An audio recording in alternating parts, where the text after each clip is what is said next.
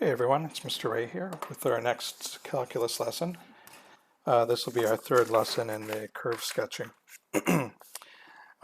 First lesson we looked at critical points.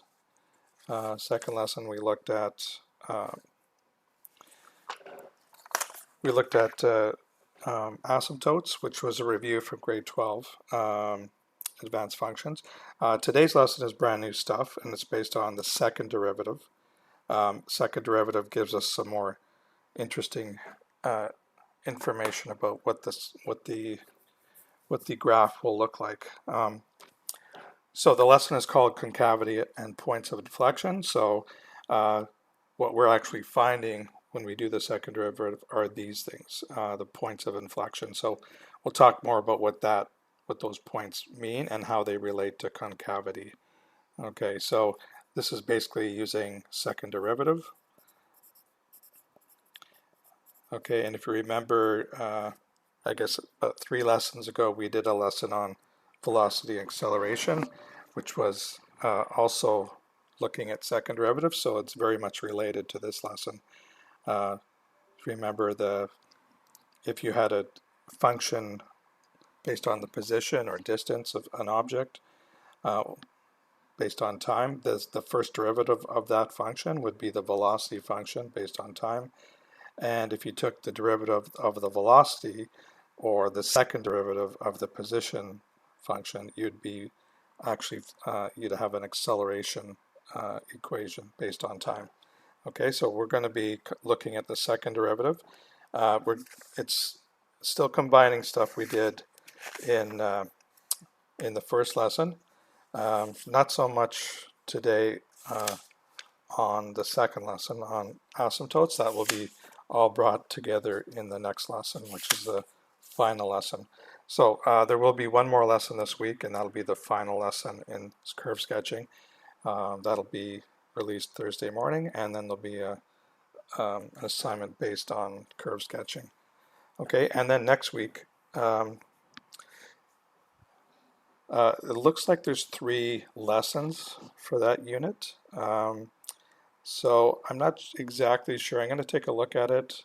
I think it might be too much to try to jam 3 lessons in 1 week and then an assignment. So I might do 2 lessons, and the following week the third lesson on the Monday, and then probably I'll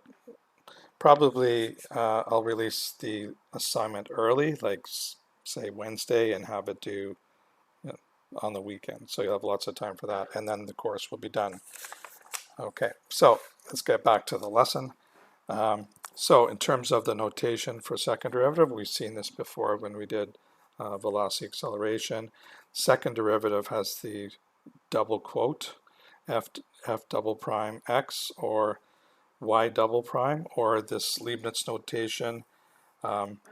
I just want you to be able to recognize, again, we talked about that with the velocity, d2y over dx squared is the same thing as the second derivative in the function notation. All right, so point of inflection, that's really what this lesson's all about. It's a point on a function where the slope of the tangent changes from increasing to decreasing or from decreasing to increasing. So what does that look like? Okay, well, before we talk about that, I want to talk about these 2 things, and this relates to concavity. So concavity means it could be concave up or concave down. Okay, very simple explanation here.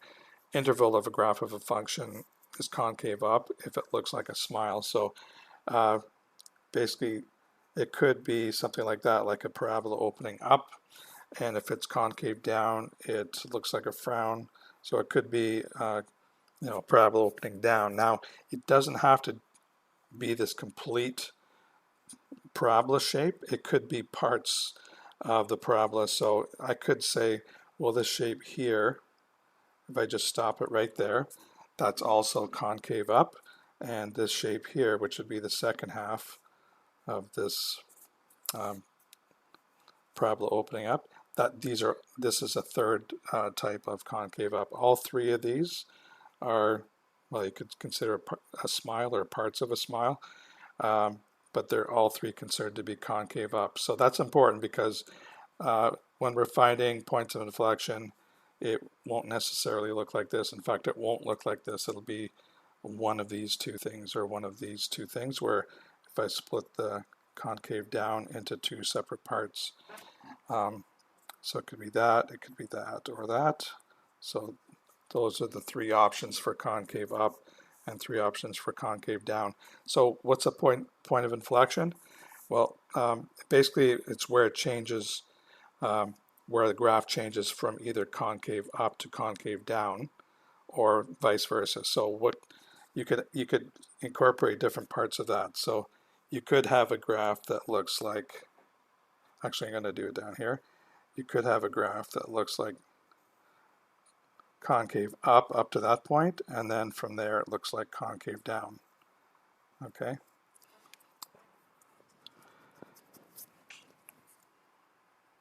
So this point here, where it changes from concave up to concave down, would be the point of inflection. You could also have the opposite, where it starts off as concave down, and then at that point there it changes to concave up. Of course, it keeps going. So that's exactly what this point here says. Graph of a function f of x is concave up on an interval. Oh, sorry, that's not it. A point of inflection is a point on a graph where the function changes from concave up to concave down. So that would be concave up to concave down, the first one, or vice versa, concave down to concave up. So both of these points where that change occurs, these are called the points of inflection. I like to put POI on here, but people might think it's point of intersection, which is not. So these are the points of inflection here. So these two here. Okay, so very important. It's basically where the graph changes from accelerating to decelerating, or vice versa, in terms of acceleration velocity. Okay. Let's see what this is. Now, how do we find these points of inflection? Well, this is where the second derivative comes in, because just like we found critical points by setting the first derivative equal to 0 and solving, to find the points of inflection, you find the second derivative, set it to 0, and those points that satisfy that would be points of inflection. Okay, so very related. So you use first derivative to find critical points, and then use second derivatives to find points of inflection. All right.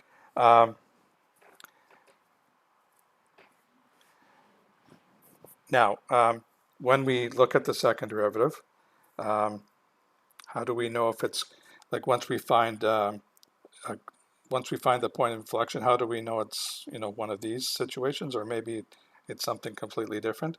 How do we find out which shape it is? Well, we do interval testing just like we did for critical points.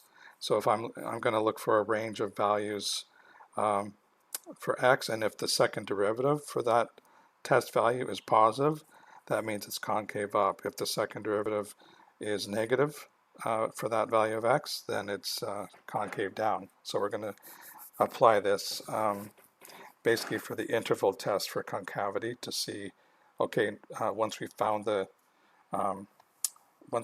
points of inflections, how do we know what's going on to the left and right of those points? Okay. Now this one here, this can be confusing because the second derivative test is different than what we just talked about. So we use the second derivative to find the points of inflection, and then we look at the interval to the left and right to see if it's concave up to concave down or vice versa. But this thing is different here. So second derivative test is not what I just talked about. Okay, and you could get through life never actually needing to use this. This is kind of like an alternate test. Now what this test is for, if you remember back from lesson 1, once we found the critical points, we did interval test to the left and the right, found out if the function's increasing or decreasing, and that told us, oh yeah, it's a it's a local min or it's a local max or it's neither. If you hopefully remember that. Now this second derivative test is an alternate for that, and to be honest, sometimes it doesn't work, and you have to do what we did already. So I just want you to understand what this is for, in case you're asked to do it on an assignment question, or maybe in the homework. Okay, so how do we use this? Well, if I find, now this, I had to correct this. So if we found a value of c, like a value c for x, which basically c would be a critical point, so f, the derivative at c is equal to 0.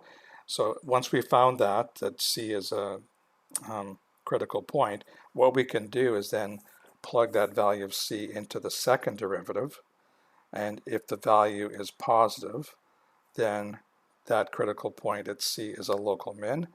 If the value of f, the second derivative at c, is negative, then c is a local maximum.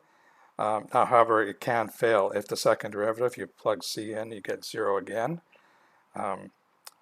then the test fails. So you have to go back and do the first derivative. Okay, so hopefully that makes a bit of sense. If not, maybe just rewind this a bit. But this is kind of an optional thing. You don't have to use it to do a perfect graph, but you still have to know what the purpose of this thing is and how you would use it. Okay, so but if you do any assignment questions that doesn't ask to use the second derivative test, you're not expected, you don't have to, but you can if you'd like. Okay. All right, so I've got, I believe, 4 examples to look at, and this lesson can be confusing, so it's definitely tougher than the first 2 lessons of this unit. So it might take a couple of iterations of this to wrap your hand around this new idea of points of inflection and concavity and how you actually use that. Okay, so first question here, there's a typo here as well. That should be a plus 10. Okay, it says sketch the graph of this. So we're gonna do the first derivative and second derivative, find out those key points, and then hopefully do a half decent sketch. So first thing we're going to do is take the derivative of f of x. So that's going to be 3x squared minus 6x minus 9.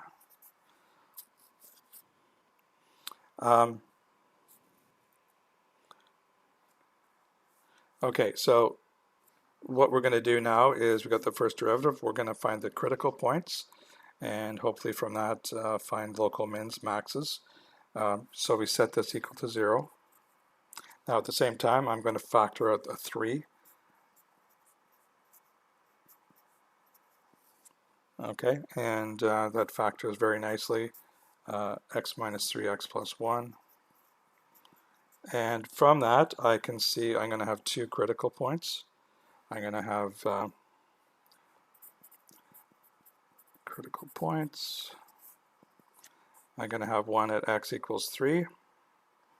I'm going to just skip to the actual coordinate here. I'm going to have one at 3 and one at negative 1. Okay, now if I take 3, x equals 3, and I plug it into the original function, I'm going to get negative 17. And if I plug negative 1 in here, I'm going to get 15.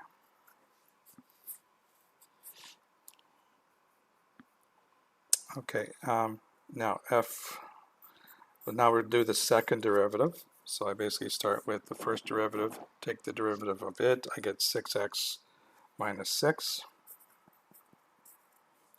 I'm going to set that to 0. I could factor the 6 out here and find that I have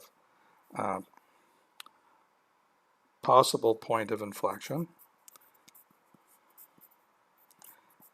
We'll see if it's true or not.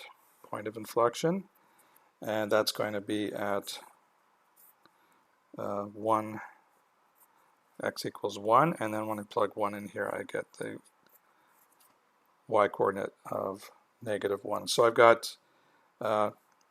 got 2 critical points. They may they may be local mins or maxes, and this should be a point of inflection. So before I make all sorts of conclusions just based on that, I'm gonna look at some intervals based on the point of inflection to find out what's going on at that point. Okay, so this is going to be slightly different, although it'll seem similar to our interval testing for the first derivative.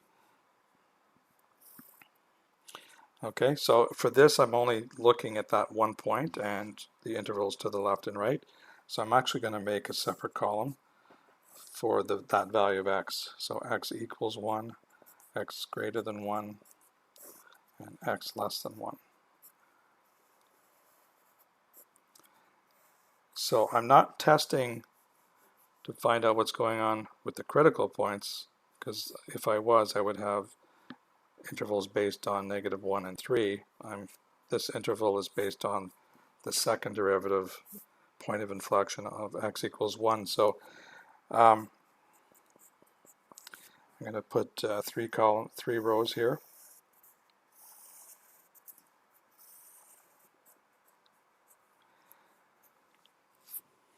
Okay, so the value of f prime of x, the graph of f of x, and the sketch.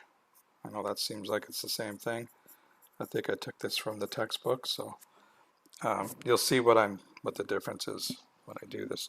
Okay, so if x equals 1, we already know that if we plug that into the second derivative, we get 0, because that's how we got that point in the first place. Okay, but what we're looking at on either side is what's the sign of the second derivative. Okay, so I could just take any test value here. I guess I could take 0. If I plug 0 into second derivative, that would be 6 times 0 minus 6, or 0 minus 6. So the second derivative for that interval is negative. And if I do the same thing for greater than 1, if I plug in a 2, you can see that the second derivative will be positive. Now all I do is I convert these signs from the definition of concave up and concave down. Concave down is when the second derivative is negative, so concave down. I've got concave up, and this is probably going to be a point of inflection. Okay, so just remember from the original part, the concave up, concave down looks like this. Concave down, concave up looks like this. Now, this point is between these two, so we can basically, where's my picture here?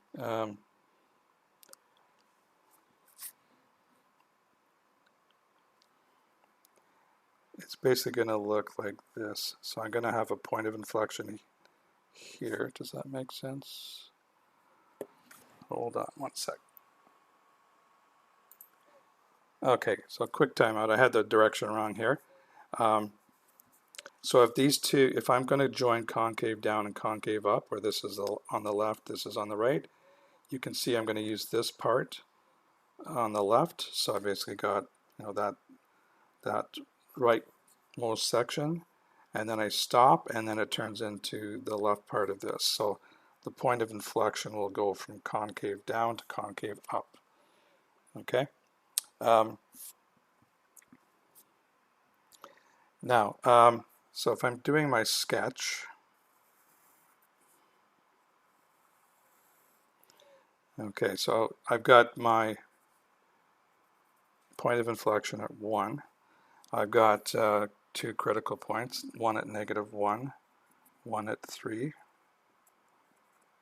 Okay, and I've got the coordinates of all these points, so this is going to be a little compressed vertically, but so be it. So I've got 3, -17, so way down here is a point. I've got negative 115, so way up here. And then the point of inflection at 1, negative 1 will be about here.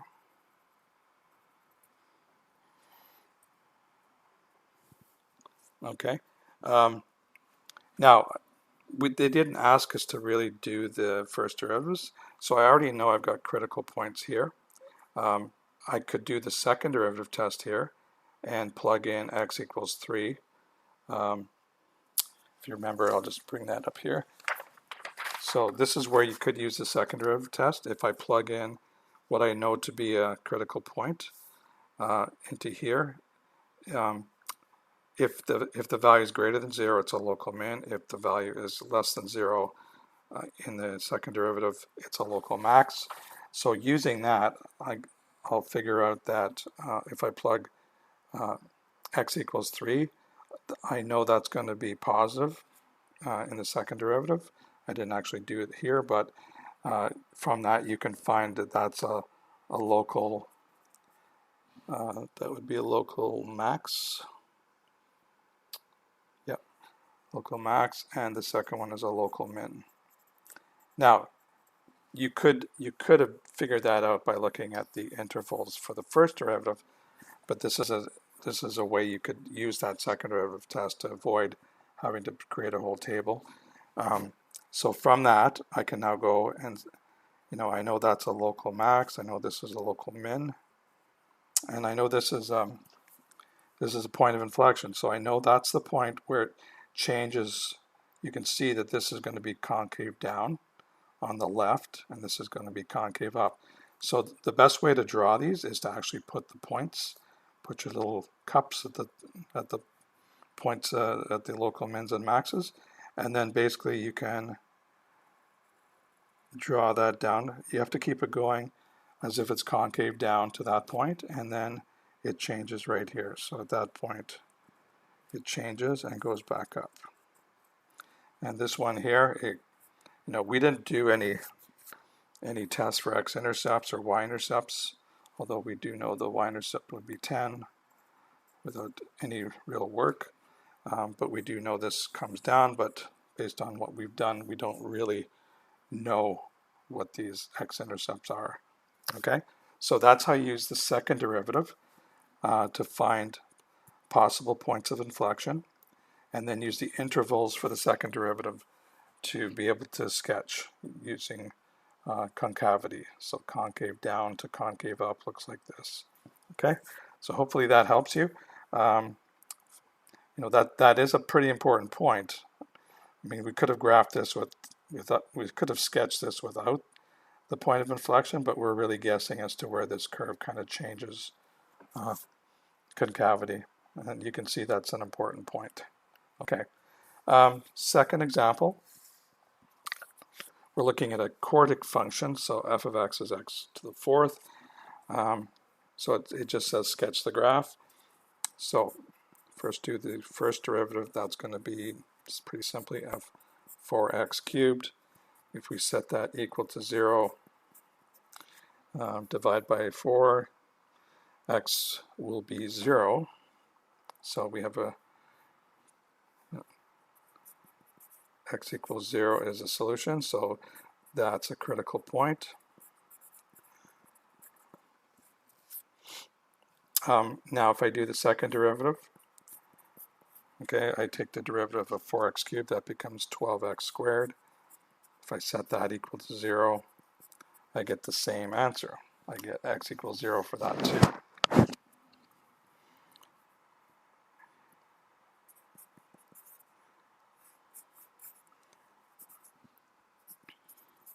Okay, so it's a little confusing when you see this because it looks like it shows that at x equals 0, it's a critical point and it's a point of inflection. So we have to kind of look more in detail as to what's going on there.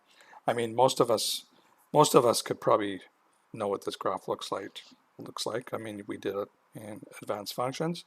It's just going to be parabola-like, but flatter at the x-axis. Okay, so let's look at the intervals like we did in the first example. So it's going to be x less than 0, x equals 0, x greater than 0.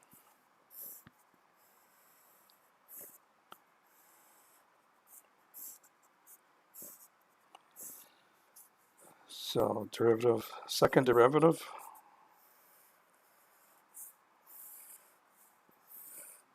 then the graph of f of x, the sketch of f of x. So it's really to kind of come up with information that we'll need to do our actual graph down here.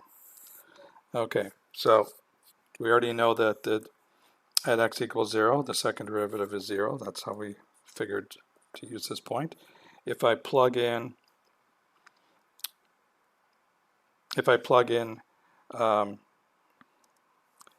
like a negative value into here, well, that's anything negative becomes positive, so it's going to be positive for any negative values of x, and it's going to be positive for positive values of x. So I got the same information on both sides. It looks like concave up in both cases, unlike the last example where it changed. Now, since it hasn't changed from concave up to concave down or vice versa, we have a question here because the whole definition of point of inflection is it changes from one concave up to concave down or vice versa. So in this case, it's not changing. So it's not a point of inflection, even though it kind of told us that here, but it was confusing because it was the same.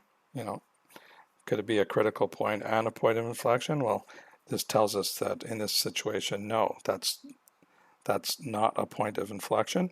Now we could, if we did interval testing for the first derivative, we would actually find that this is an absolute min. Well, it's a min. We could start off by saying it's a local min, and if I find the x and y coordinates for 0, it's 0, 0. Okay, and so concave up, in both cases it looks like that. Now it's not going to join at the tops like that. It's like I said, it could just be. So what I'm going to do is kind of correct this, because the only way these guys can join is if I look at the two halves, right? So I've got to the left of 0 it looks like that, to the right of 0 it looks like that, and this 0, 0 point just joins them together like this. So you can see that this is a local, well, it's a local min, but it's actually an absolute min or global min, because that's the lowest it ever gets. Okay. So that's just to show you the situation where what happens when you get the same value of x showing up for both critical point and point of inflection. So further testing is required, and you can basically rule out it can't be a point of inflection in this case. Okay. Third example,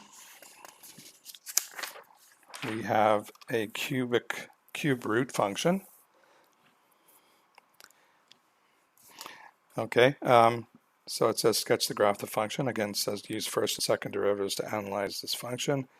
So now remember, this is x to the 1/3. So when you're doing the derivatives, you can use the power function or exponent rules for derivatives. So I'll just jump right to the final answer. This works out to 1/3x to the 2/3. And if I set that equal to 0, well, hopefully you can see, well, this can never happen, because the only way that this could be 0 is if the top is 0, and the top is always 1, so there's actually no solution here. Okay, that's interesting. So that sort of tells us that there's no critical points, and we're going to come back to that in a minute. Let's look at the second derivative. So if I take, the derivative of this, obviously I'm going to convert it back to the negative exponent and 1/3 x to the negative 2/3. If I take that derivative, it works out to negative 2 over 9x to the 5/3. Okay, and if I set that equal to 0, you're going to see the exact same thing. This can never occur because the top can never be 0. So again, no solution here either. Okay, so where do we go from here? Well, one of the things that we've never had to look at before is critical points. Critical points occur when the first derivative is equal to 0 or when the function is discontinuous or not continuous. So we never looked at that before, but this deserves a second look, because if I write my function, if I look at that, is that function ever discontinuous at a point? And you can see, well, if x is 0, then it's discontinuous. So that's a question that you should ask, and it only comes up when you have, a rational function for your first derivative. We've never had that up till now, so you ask yourself, is the first derivative continuous? And the answer is not at x equals 0. It's continuous everywhere else. So that would be the point 0, 0 if you plug it in. So what's going on at this point? Well, this is a critical point. Like I said, critical points, we have expanded our definition of critical points. We also have to include any points of discontinuity, as well as any values of x where the first derivative is 0. So we're going to base our interval testing on x equals 0. So interval, so we have x less than 0, x equals 0, x greater than 0, and I'm going to have my 3 rows. So actually, I'm only going to have 2 here, so we'll just skip that one. So I'm going to look at the second derivative, and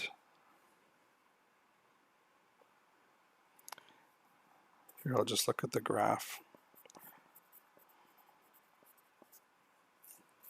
So here we're looking for the sign of the second derivative. Now we already know if we plug in 0 into the second derivative, it's undefined, so it does not exist at that point. Okay, but what's going on to the left and the right? If I plug in a negative value for x into here, I'm going to get a negative value over a negative value. So overall, the function will be, second derivative will be positive to the left. And if I do the same thing for a positive value, I'll get negative over positive, which means it's negative overall. Okay, so in terms of the graph, I'm not going to do that third row. The graph, since the second derivative is positive, it's concave up. So I'm just skipping that one. And here, since it's negative second derivative, it's concave down. So this is actually a point of inflection,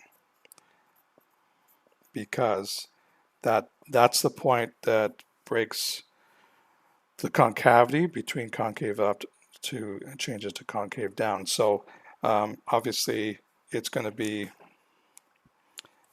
only going to be up to this point here, and this one's only going to start there. So when I actually show the point of inflection, it looks something like this. Sorry, go the other way. It's going to look like this. Okay, and that's because concave.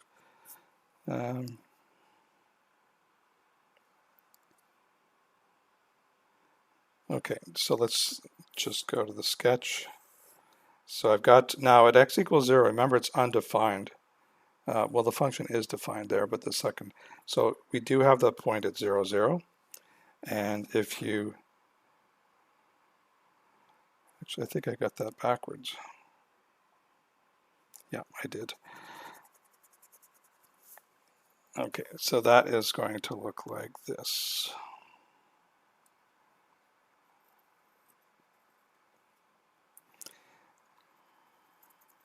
Now this one's a hard one to draw for sure, but cube root, we're changing from this to this. And you can see this side is concave up, even though it kind of looks almost sideways compared to what we're used to. This would be concave down. So it matches up concave down to concave up like that. This is a little bit confusing, but hopefully that makes sense when you're looking at this is concave up, this is concave down. Okay, so that would be the graph, and that's your point of inflection. Okay, last question. Again, you're seeing some strange examples in this lesson of, we're not just doing simple examples that always work and basically you're just finding different values. I want to, just like the textbook does, I want to show you what do you do in the case where it doesn't look like it usually does. So these are some specific unique examples. Well, not unique, but examples where you don't do the normal process, or at least you test a little bit differently. Okay, so this says determine any points of inflection on the graph. F of x equals 1 over x squared plus 3. If you take the first derivative of that, I'm going to skip the whole derivative part. You're going to get negative 2x over x squared plus 3 squared. Okay, and if you take the second derivative of that, you're going to get, of course this one's going to take a little longer if you do it step by step, 6x squared minus 6 over x squared plus 3, this to the power 3. Okay, and if I set that equal to 0, I'm basically setting the numerator to 0. So that works out to 6x squared equals 6, or x squared equals 1. So that works to x is equal to plus or minus 1. If you plug these 2 points in, you're going to get negative 1 and 1/4 and 1 comma 1/4. So those are the 2 points, possible points of inflection. If you did look at the first derivative, now it didn't really ask to do this, you could see you're going to have a critical point at, if we set that to 0, x is equal to 0. So you're going to have a critical point at 0, comma, and if you plug 0 into here, you're going to get 1/3, 0, comma 1/3. So we're going to do our interval testing for the points of inflection to find out what's going on. This one's going to be a little wider because we've actually got 2 points of inflection to consider. So I'm going to have five columns here. 5 and the kind of the comment on the left side. So we've got our interval. So it's x is less than negative 1, x is equal to negative 1, x is between negative 1 and 1, x equals 1, and x is greater than 1.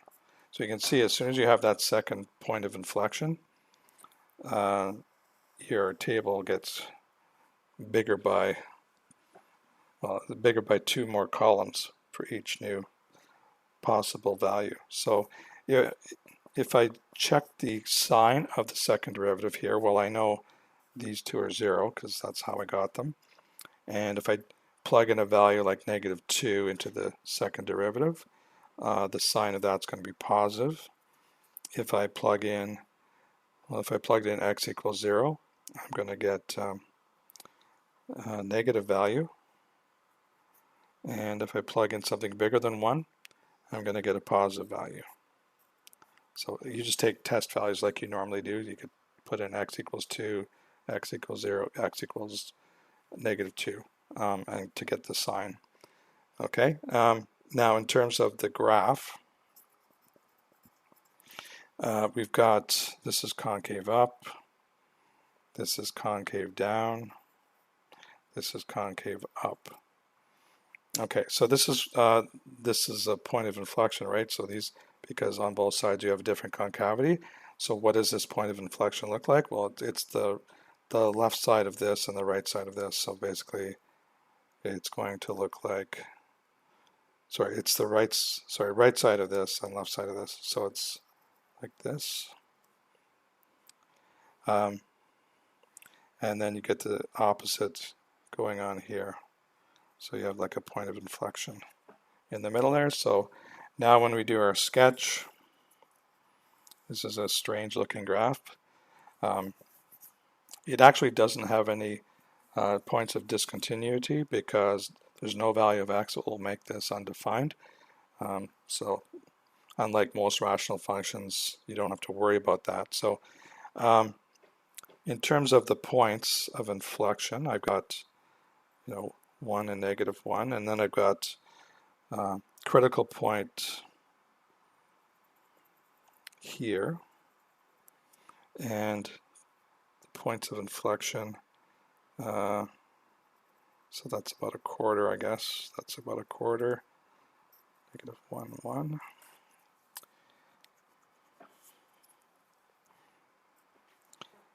So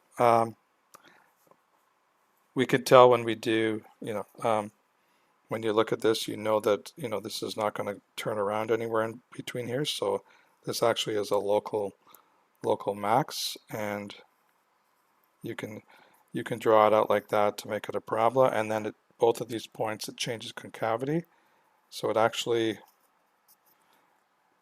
goes out, and you do have a horizontal asymptote at the y-axis, at y equals 0 at the x-axis.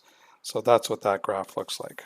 Okay, so I know that's a lot of pretty tough examples to consider, especially when it's a brand new topic. So I really think it's important. Try some of these questions out. Know how to use the first derivative to find critical points, see if they're local mins, maxes, or neither, and then use the second derivative to find the points of inflection, and then use the interval test for points of inflection to find out concavity for certain areas, and then put everything together and come up with a nice sketch that's got all the local extrema and points of inflection. Okay? All right. So there'll be another lesson on Thursday. All we're doing on that lesson is putting all our tools together. So I'll bring in some other stuff that we didn't really do, like x and y intercepts, but combine everything to come up with an algorithm for curve sketching. Okay? Thanks, guys.